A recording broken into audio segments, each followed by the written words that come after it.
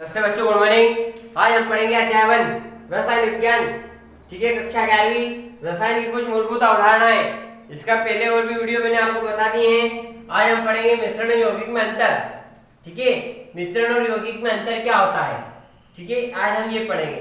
तो मिश्रण और यौगिक के बारे में हमारी चर्चा थोड़ी सी हुई थी इसके पहले वाले लेक्चर में, लेकिन मैं आपको फिर से बता दूं कि मिश्रण जो होते हैं उनके अंदर जो जिससे वो मिलकर बने होते हैं उनकी मात्रा जो है वो निश्चित नहीं होती है। किसी भी मात्रा में हम मिला के उसको बना सकते हैं, लेकिन यौगिक के अंदर जो तत्व होते हैं उनकी निश्चित मात्रा होती है। तो पहले अंतर की हम चर्चा करें। यहाँ पर पहला अंतर है, दो या दो से अधिक पदार्थों को किसी भी अनुपात में मिलाने से बनता है।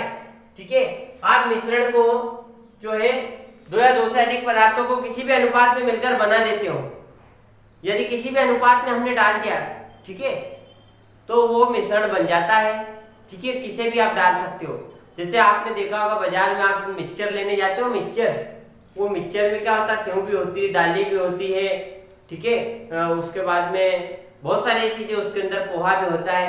यानी कैसे भी आपने उसको किसी भी अनुपात में मिला दिया तो क्या बन गया, मिक्सचर बन गया। ठीक है, वो मिश्रण बन गया। तो किसी भी अनुपात में हम इसमें मिला सकते हैं। ठीक, यौगिक जो होता है दो या दो से अधिक पदार्थों को निश्चित अनुपात में मिलाने से बनता है। निश्चित अनुपात, यदि आप देखो पानी जो बना, पानी क्या है, पानी आपका H2O, ये एक यौगिक है H2O। इसमें हाइड्रोजन और ऑक्सीजन की जो अनुपात है ये हमेशा क्या रहता है, फिक्स रहता है। ठीक है, उसके बाद में अमोनिया NH3, इसमें भी अमोनिया में नाइट्रोजन और हाइड्रोजन का अनुपात फिक्स है। ठीक है, फिक्स रहता है, यानी इतनी मात्रा में यदि आप डालोगे तो ही यह बनेगा, अन्यथा नहीं बनेगा। तो यहाँ पर यौगिक के अंदर जो तत्व होते हैं उनकी मात्रा क्या होती है, निश्चित होती है। निश्चित अनुपात में मिलाने से ही बनता है। उसके बाद में मिश्रण की बात करें तो समांगी विषमांगी हो सकता है, यानी एक जैसा दिखाई देने वाला भी हो सकता है, या इसके अंदर जो कण है वो अलग अलग भी आपको दिखाई दे सकते हैं। दोनों प्रकार से होता है, समांगी विषमांगी भी हो सकता है। ये क्या होता है, सदैव समांगी प्रकृति का होता है। पानी जो होता है आपने देखा है किससे बना है, H यानी हाइड्रोजन, O यानी ऑक्सीजन, दोनों से मिलकर बना है। लेकिन क्या आपको हाइड्रोजन ऑक्सीजन दिखाई दे रहे हैं, नहीं, एक जैसा है। अमोनिया कैसे होता है, नाइट्रोजन हाइड्रोजन से बनता है लेकिन दिखता है एक जैसे है। कोई पार्टिकल आपको अलग अलग नहीं दिखाई देंगे, यानी हमेशा समांगी प्रकृति का होता है। ठीक है, उसके बाद में तीसरा अंतर यदि हम देखें तो मिश्रण के गुण उसके संघटक पदार्थों के औसत गुण होते हैं। यानी मान लो कोई मिश्रण बना, ठीक है, जैसे मैंने अभी आपको बताया कि आपने गेहूं के अंदर मान लो कंकड़ डाल दिए, वो एक मिश्रण बन गया। तो क्या आपको गेहूं और कंकड़ मिक्स हो गए क्या, यानी दोनों मिल गए क्या? आपको दिखाई नहीं दे रहा कि कंकड़ कहाँ है, गेहूं कहाँ है? नहीं, आप स्पष्ट देख लेते हो कि गेहूं और कंकड़ अलग अलग आपको स्पष्ट दिखाई देते हैं। तो यहाँ पर यही है कि जब मिश्रण बनता है उसमें उसके जो पदार्थ जो मिलाए जाते हैं वो स्पष्ट दिखाई देते हैं आप। ठीक है, संघटक पदार्थों के ही गुण उसके अंदर रहते हैं। और यहाँ पर यौगिक के अंदर संघटक पदार्थों के गुण से भिन्न होते हैं। जैसे फॉर एग्जांपल मैं आपको बता दूं, पानी H2O, हाइड्रोजन जो होती है ये आग पकड़ लेती है। ठीक है, ये स्वयं जलती है। और ऑक्सीजन होती है वो जलने में सहायक होती है, यानी कोई भी चीज ऑक्सीजन की उपस्थिति में जलेगी और हाइड्रोजन स्वयं जल जाती है। ये दोनों जलाने का काम कर रही है, लेकिन इन दोनों से बना हुआ पानी क्या करता है आपको ही पता है, बुझाने का काम करता है। तो जिनसे ये बना था उसके गुण है क्या इसमें? नहीं।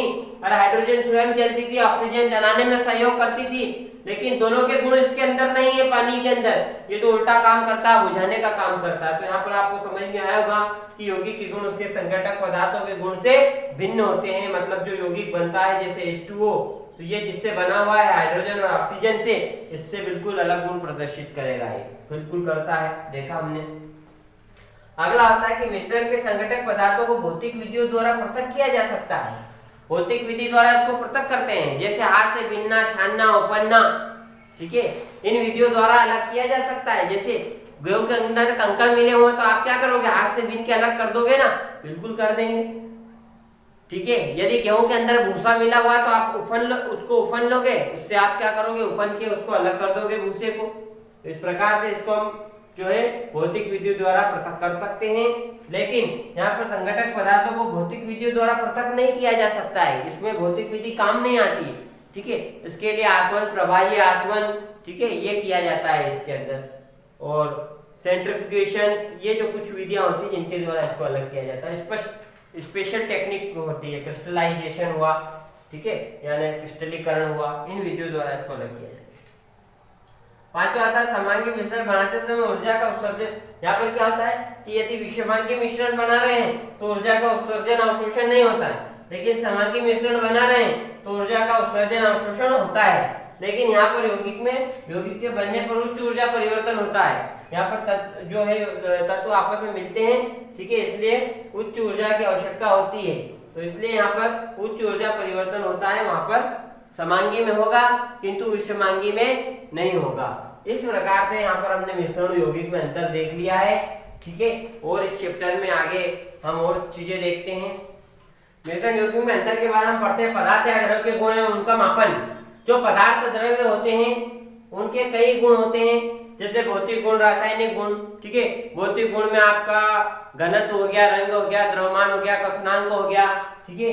ये भौतिक गुण होते हैं, क्वथनांक, घनत्व, उनका रंग, गंध, ये जो भौतिक गुण होते हैं ये। उसके अलावा उनके जो रासायनिक गुणधर्म होते हैं, जैसे अम्लीयता, क्षारीयता, ठीक है, लवण, ये जो गुण होते हैं ये रासायनिक गुणधर्म होते हैं। तो इन गुणों के अलावा उनका मापन, ठीक है, ये कुछ गुण होते हैं तथा उनका मापन किया जाता है। यदि मापन करने की बात करें हम, तो मापन करने के लिए यदि पहली बात करें हम, पहले इतिहास की बात करें, तो मापन करने के लिए अलग अलग यूनिट्स का यूज किया जाता, अलग अलग इकाइयों का उपयोग किया जाता था। पहले हर देश अपने अलग तरीके से इकाई को यूज करता था मापने के लिए। यदि और पुराने इतिहास की बात करें तो कोई हाथ से नापता था, कोई पांव के फुट से नापता था। तो सबके अलग अलग तरीके होते थे मापने के, किंतु अलग अलग तरीके मापने के होने के कारण जो है विश्व समुदाय के अंदर जो वैज्ञानिक हैं ये इन्होंने एक मांग रखी और 18वीं शताब्दी के अंत तक जो मापने की इंटरनेशनल यूनिट का आविष्कार किया गया, अंतरराष्ट्रीय पद्धति बनाई गई, जिसको एसआई पद्धति कहते हैं। इंटरनेशनल सिस्टम ऑफ यूनिट जो होता है, जिसको एसआई पद्धति कहते हैं,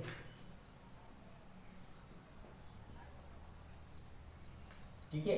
ये मापने की एसआई पद्धति बनाई गई ताकि पूरे विश्व में मान्य हो और सभी जगह एक ही यूनिट से मापा जाए, ताकि किसी भी प्रकार की कोई त्रुटि इसमें नहीं आए, ठीक है। तो ये ऐसा यूनिट का निर्माण किया गया वैज्ञानिकों के द्वारा और इसके द्वारा पदार्थों को, द्रव्यों को मापा गया, ठीक है। अब हम ऐसा यूनिट में देखेंगे कि कौन कौन सी जो है इसके अंदर इकाइयां बनाई गई, किन किन को इसके अंदर जो है मेजरमेंट इसके द्वारा किया गया, किन किन चीजों का मेजरमेंट या मापन इसके द्वारा किया गया। देखते हैं हम मूल इकाइयां और व्युत्पन्न इकाइयां। मूल इकाइयां आपकी 7 होती है, ठीक है। और इन मूल इकाइयों के द्वारा, ये क्या है, मूल इकाइयां, ये मूल इकाइयां कितनी है, 7 है, ठीक है।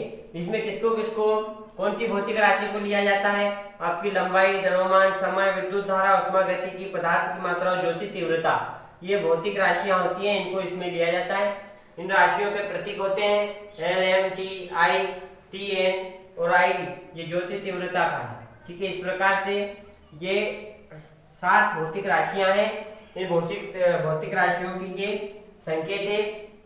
और उसके अलावा इनका एसआई इकाई का नाम क्या है, भाई एसआई इकाई क्या है इनकी, एसआई इकाई देखें हम लंबाई की तो मीटर, ठीक है, द्रव्यमान की किलोग्राम, आपका समय की सेकंड, एम्पियर विद्युत धारा की, ऊष्मागतिकी यानी ताप की केल्विन, उसके बाद में पदार्थ की मात्रा की मोल और ज्योति तीव्रता की कैंडेला। और इसका यदि संकेत देखिए हम तो मीटर को एम से डिनोटेट करते हैं, किलोग्राम को केजी से, सेकंड को एस से, एम्पियर को ए से, केल्विन को के से, मोल को एमओएल और कैंडेला को सीडी। इस प्रकार से हम इन इकाइयों को संकेत के रूप में व्यक्त करते हैं। तो ये तो होती है 7 मूल इकाइयां, ठीक है, जिनको एसआई यूनिट्स कहा जाता है। इसमें मूल इकाइयां हैं। उसके बाद में बाकी की जो यूनिट्स बनाई जाती है वो किसके द्वारा बनाई जाती है, वो इन्हीं इकाइयों के द्वारा बनाई जाती है, ठीक है। इन्हीं इकाइयों के द्वारा उनका निर्माण किया जाता है, ठीक है। इनके द्वारा जिन इकाइयों का निर्माण किया जाता है उनको क्या बोलते हैं, व्युत्पन्न इकाइयां। अब व्युत्पन्न इकाई भी एक देख लेते हैं हम, किस प्रकार से व्युत्पन्न इकाई को बनाया जाता है। मान लो हमें घनत्व की इकाई बनानी है, ठीक है।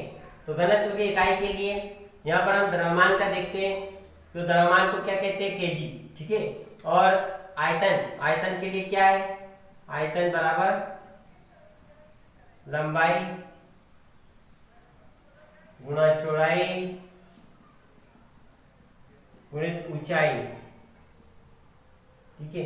क्या हो गया तीनों, यदि हम लंबाई लंबाई ले लें तो इसमें क्या हो सकता है, लंबाई की घात 3। तो लंबाई की घात 3 को कहाँ रख दिया, आयतन की जगह, यानी यहाँ पर देखिए हम द्रव्यमान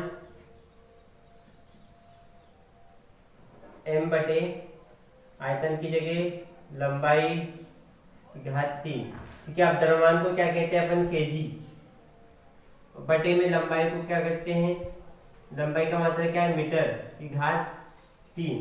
तो ये मीटर अब ऊपर चले जाएगा ना, क्या हो जाएगा, केजी मीटर माइनस 3, ठीक है। ये प्लस का ऊपर जाकर क्या हो जाएगा, 3। ये बन गई यहाँ पर घनत्व की इकाई, क्या हुई, kilogram metre minus kilogram metre की घात माइनस 3।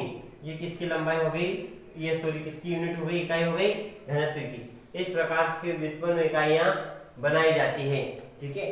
तो मूल इकाइयों के द्वारा ही बनी है, ये किलोग्राम और ये मीटर दोनों मूल इकाई के ही भाग है। तो इस प्रकार से मूल इकाइयों से व्युत्पन्न इकाइयों का निर्माण किया जा सकता है, ठीक है। तो इस प्रकार से हमने आज इकाइयां पढ़ी, ठीक है। एसआई पद्धति में कितनी मूल इकाइयां होती हैं उनको देखा, और व्युत्पन्न इकाइयों को कैसे बनाया जाता है, ठीक है। आज हमने ये पढ़ा, उसके बाद में आगे का हम अगली लेक्चर में देखेंगे, ठीक है। थैंक यू, धन्यवाद।